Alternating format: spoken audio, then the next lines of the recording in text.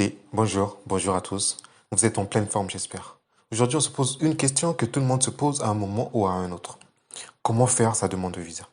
Dans cette vidéo, on essaiera de répondre au mieux à cette question, aussi bien pour les pays non éligibles à la procédure France Visa que pour les pays qui sont éligibles à cette procédure. Vous êtes partant? N'hésitez pas à liker et à vous abonner à la chaîne pour ne rater aucune de nos prochaines vidéos. Et n'hésitez pas à laisser en commentaire votre avis ou votre préoccupation. Allez, on se lance dans le vif du sujet.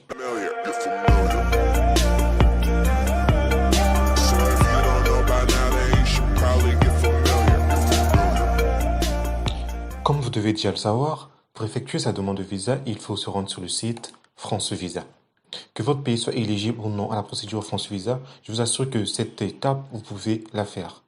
Ça va vous permettre de remplir automatiquement votre formulaire de demande de visa, mais aussi d'avoir un d'enregistrement à France Visa. Pour ce faire, on est sur la page d'accueil du site France Visa que je vous mettrai en description de la vidéo. On se rend tout en bas. Voici les 4 étapes pour effectuer sa demande de visa. La première étape, je vous l'ai montré dans la vidéo que je vous mets ici en haut à droite sur le i qui s'affiche. Donc aujourd'hui, on s'intéresse sur la deuxième partie qui n'est autre que effectuer sa demande de visa. Pour ce faire, on clique dessus. On attend que ça charge et voilà, ça s'ouvre.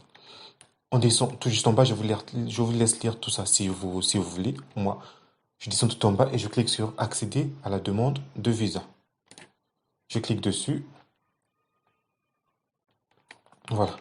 Première des choses à comprendre, si vous avez déjà un compte, voilà, vous remplissez votre courriel, donc votre adresse électronique ainsi que votre mot de passe. Si par contre vous n'avez pas encore de compte France Visa, je vous invite à rentrer votre nom, prénom, courriel électronique et tout.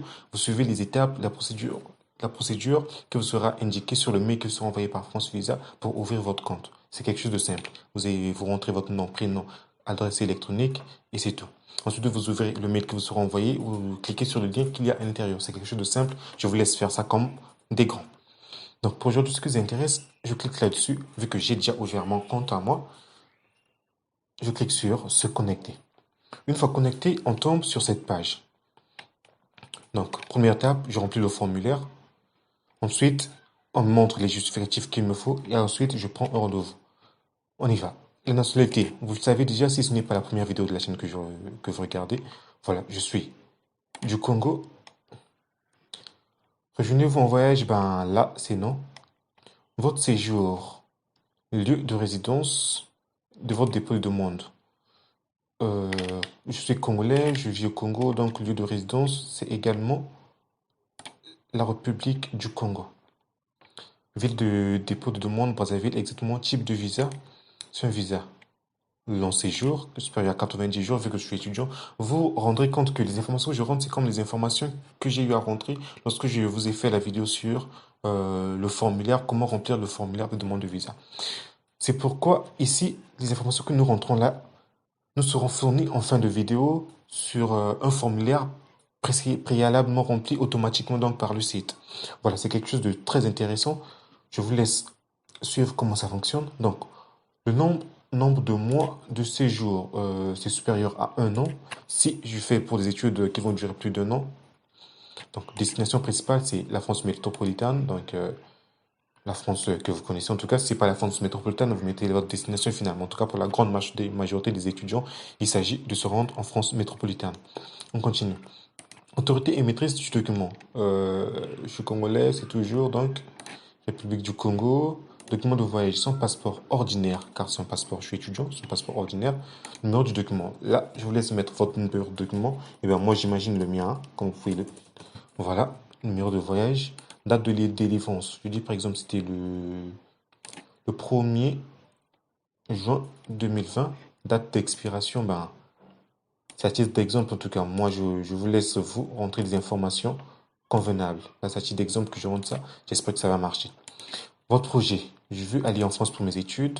Motif principal, ben, je suis étudiant. Je vérifie. Je clique sur vérifier donc et on continue. En cliquant sur suivant, on nous montre ces informations-là. Vous avez saisi le numéro du document.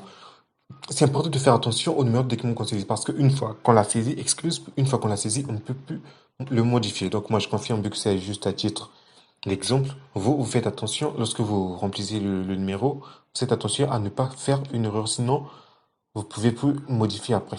Ensuite, on rentre nos informations par rapport à la demande de visa. Donc, sexe. Je suis du sexe masculin, état civil, célibataire. Non, mon BGR. Je dis non, plutôt BGR. C'est à titre d'exemple, comme je le dis souvent. Prénom, mon, pour que le total fasse mon BGR. Date de naissance, 01. Le mois, 01. 2000, disons l'année 2000. Voilà. Lieu de naissance. Je suis né où? Je suis de Brazza. Je suis de Brazzaville. C'est à titre d'exemple, comme d'habitude. Je suis sûr que vous êtes déjà habitué avec ça. Pays de naissance, ben Congo. République du Congo, nationalité congolaise, nationalité de naissance, c'est différent, je laisse tomber. Numéro national d'identité, ben c'est pas obligatoire. Vous vous rendrez compte que il n'y a pas d'astérix ici sur le numéro national d'identité. S'il n'y a pas d'astérix, ça peut dire je peux ou ne pas remplir cette fenêtre. Et moi, je choisis de laisser cette fenêtre vide. Vide. Les coordonnées. Vos coordonnées, il n'y a pas d'astérix, vide. Ville, Brazzaville.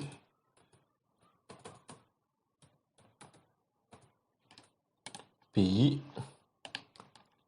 Congo, ABC, voilà, Congo, République du Congo.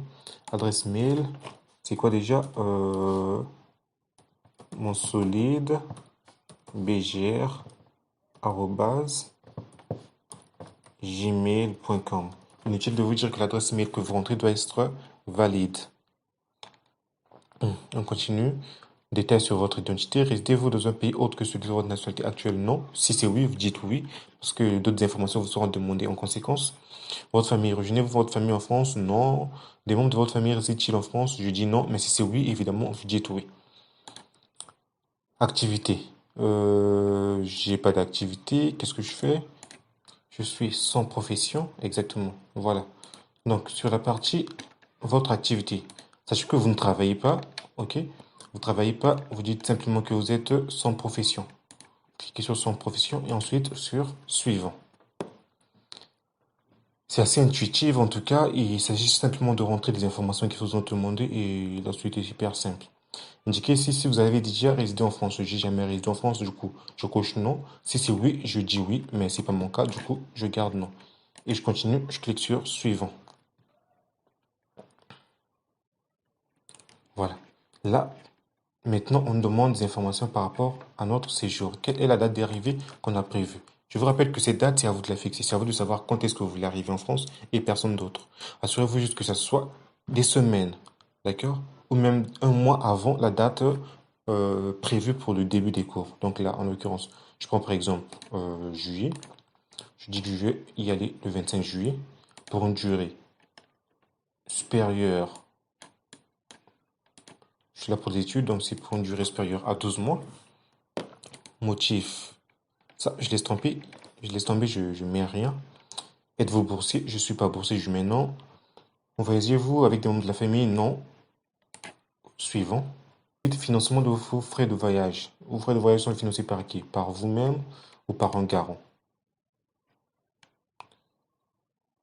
Là, c'est le cas où vous avez un garant chargé de votre logement et un autre garant, par exemple, chargé de tout le reste au fait. Parce que là, au total, il y a deux garants qui sont cités. Il y a une personne qui m'accueille une fois arrivé en France. Et là, c'est l'information concernant le garant. C'est mon garant, c'est BGR Mon. Voilà, ça titre indicatif. Là, vous devez mettre nom et prénom du garant. Je clique sur suivant. Voilà. Là, c'est le récapitulatif de toutes les informations que j'ai eu à rentrer jusque-là. Vous pouvez tout vérifier pour vous assurer que tout est juste, car une fois validé, vous ne pouvez plus rien modifier. Donc, sachant que chez moi, c'est à titre d'exemple, donc je clique sur, je déclare toutes les informations fournies correctes. Je clique dessus et je clique sur poursuivre. On vous rappelle que toutes les informations que vous avez remplies, vous ne pouvez plus les modifier une fois validées. Voilà, moi je clique sur valider parce que ce soit juste ou correct, c'est pas un problème. Sachant que c'est juste à titre d'exemple, c'est à vous de faire attention à tout ce que vous mettez. Voilà. Là, on fait comprendre que la demande de visa s'effectue à hauteur de 65 000 francs, environ 65 000 francs CFA. Et voilà. Là, ce sont toutes les informations qui me seront demandées lors de ma demande de visa. C'est à voir. Je n'ai parlé dans l'une de mes précédentes vidéos. Et ensuite, je clique sur poursuivre.